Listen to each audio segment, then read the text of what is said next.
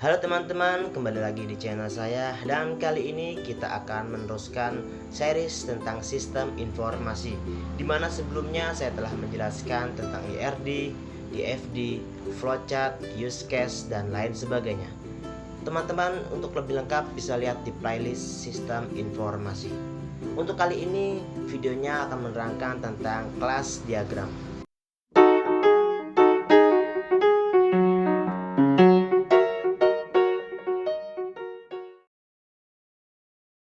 Mari kita mulai membahas tentang beberapa karakteristik dasar kelas diagram. Untuk memudahkan penjelasan karakteristik dasar kelas diagram, saya akan memberikan contoh yang semoga saja dengan contoh ini dapat memudahkan dalam penjelasan, yaitu dengan membangun sistem informasi kebun binatang. Dengan adanya contoh sistem informasi kebun binatang, diharapkan lebih mudah memahami secara sederhana tentang konsep ini.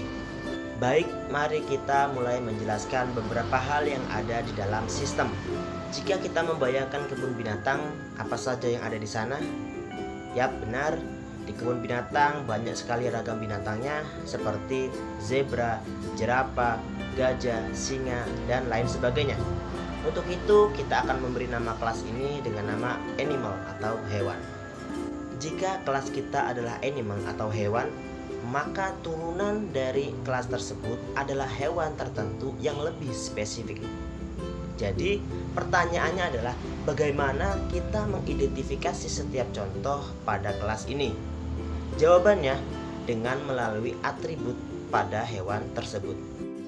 Atribut adalah properti dari sebuah kelas, di mana atribut melambangkan batas nilai kelas yang mungkin terdapat di dalam objek kelas.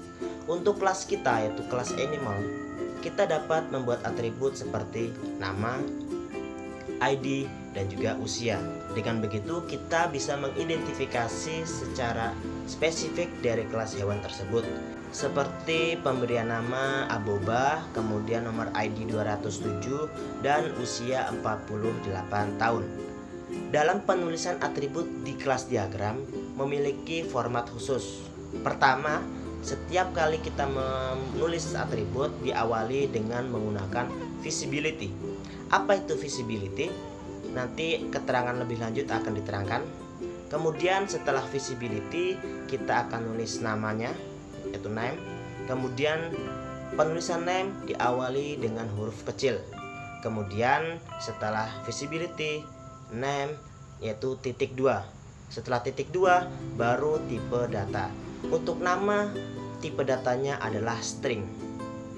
Dilanjutkan dengan atribut lain yaitu ID dan usia dengan tipe data integer. Setelah penulisan nama kelas, nama atribut selanjutnya baris ketiga adalah method. Method memungkinkan kita untuk menentukan perilaku suatu kelas. Jadi, jika kita bertanya apa perilaku khusus atau perilaku yang berbeda dari kelas hewan atau animal ini, kita contohkan kita ingin dapat mengubah nama panggilan hewan ini seperti dengan nama lain yaitu Dennis. Jadi kita membuat metodenya adalah set name. Kemudian metode yang lain adalah makanan, karena pada dasarnya semua hewan pasti perlu yang namanya makan. Kemudian sama seperti dengan penulisan atribut, metode juga memiliki format khusus atau cara tertentu, yaitu yang pertama dimulai dengan visibility. Kemudian metode dimulai dengan huruf kecil. Selanjutnya kita meletakkan tanda kurung untuk menandakan fungsi yang akan kita programkan nanti. Kita juga dapat menambahkan variabel dan tipe data di sini, tetapi dalam kebanyakan kasus itu tidak terlalu diperlukan. Selanjutnya kita akan menambahkan visibility dan tanda kurung pada metode makan. Sekarang mari kita membahas tentang visibility. Visibility atribut atau metode menentukan aksesibilitas untuk sebuah atribut atau metode. Visibility yang pertama yaitu dengan menggunakan tanda minus yang menunjukkan bahwa atribut atau metode itu adalah private, yang artinya tidak dapat diakses oleh kelas atau subkelas lainnya. Visibility selanjutnya yaitu dengan menggunakan tanda plus, yang berarti atribut dan metode tersebut bersifat publish dan dapat diakses oleh kelas lain. Visibility yang ketiga adalah dengan menggunakan tanda hashtag, yang berarti atribut dan metode tersebut dilindungi dan hanya dapat diakses oleh kelas atau subkelas yang sama. Visibility yang terakhir adalah visibility dengan tanda bahwa atribut dan metode tersebut dapat digunakan oleh kelas lain asalkan ada dalam satu paket yang sama.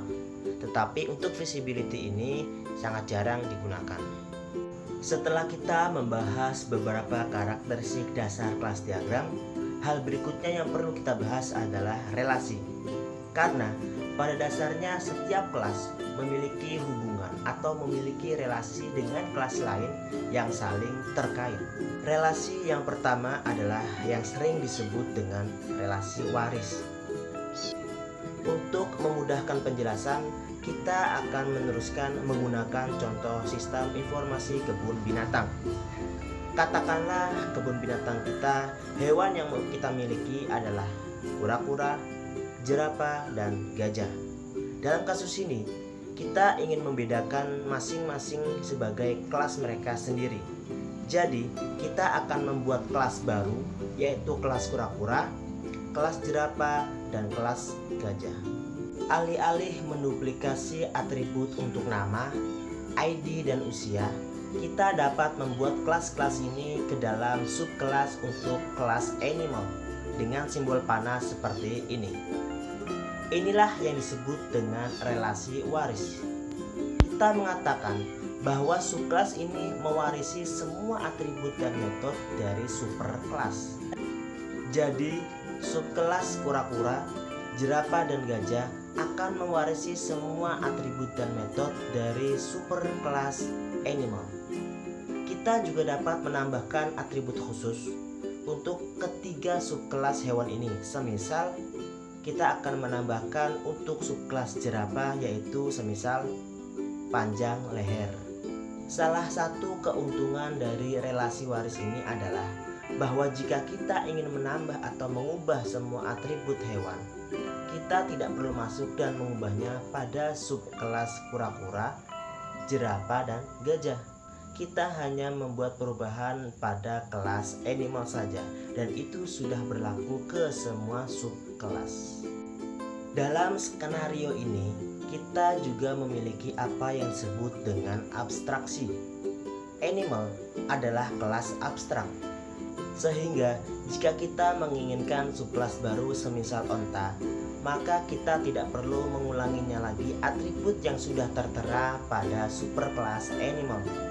Kemudian, untuk menunjukkan bahwasanya ini adalah kelas abstrak, kita akan menuliskannya dengan tulisan huruf miring. Relasi selanjutnya adalah relasi asosiasi. Jika kita memiliki kelas kuda, kita dapat menggambarkannya dengan asosiasi yang baru saja digambarkan dengan garis sederhana di antara kelas jerapah dan kelas kuda. Tidak ada ketergantungan di antara jerapah dan kuda. Ini hanya hubungan asosiasi dasar. Jenis relasi berikutnya adalah relasi agregasi. Ini adalah jenis asosiasi khusus untuk menentukan keseluruhan dan bagian-bagiannya. Untuk menjelaskan tentang relasi agregasi, kita masih menggunakan contoh kebun binatang. Sekali lagi, ini hanya untuk membantu logika kita saja. Oke, perhatikan contoh berikut, di mana kita akan membuat kelas baru, yaitu sekelompok kura-kura. Di mana sekelompok kura-kura ini kita akan beri nama kelas dengan nama turtle. Jadi, kelas turtle ini memiliki hubungan dengan kura-kura. Kura-kura kebun binatang ini dapat menjadi bagian dari turtle, tetapi tidak harus seperti itu. Seekor kura-kura bisa meninggalkan kapan saja dan masih dapat berdiri dengan sendirinya. Penjelasan dari relasi agregasi adalah setiap bagian bisa berdiri sendiri tanpa harus adanya keseluruhan. Relasi selanjutnya adalah relasi komposisi. Relasi ini adalah kebalikan dari relasi agregasi, yaitu di mana bagian tidak bisa ada tanpa adanya keseluruhan. Untuk mengilustrasikan ini, marilah kita buat beberapa kelas baru. Katakan saja kita memiliki beberapa pusat penginapan yang berada di dekat kebun binatang, di mana beberapa pusat penginapan tersebut masing-masing memiliki lobi dan kamar mandi. Sekarang, jika salah satu dari penginapan tersebut dihancurkan, maka lobi dan kamar mandi juga pasti akan hancur. Artinya, lobi dan kamar mandi tidak bisa ada tanpa adanya pusat penginapan. Sehingga komposisi adalah ketika sebuah objek anak tidak dapat eksis tanpa adanya objek induknya. Konsep penting lainnya ketika kita membicarakan relasi di UML adalah multiplisitas. Multiplisitas memungkinkan kita untuk menetapkan batasan pada setiap relasi. Misalnya, katakanlah kita menentukan bahwasanya setiap pusat penginapan hanya terdapat satu lobi saja. Maka kita akan menuliskan angka di sini, yang artinya setiap penginapan atau setiap pusat penginapan hanya terdapat satu lobi saja. Sedangkan untuk kamar mandi, mungkin kita ingin membuat satu atau lebih banyak kamar mandi di dalam pusat penginapan.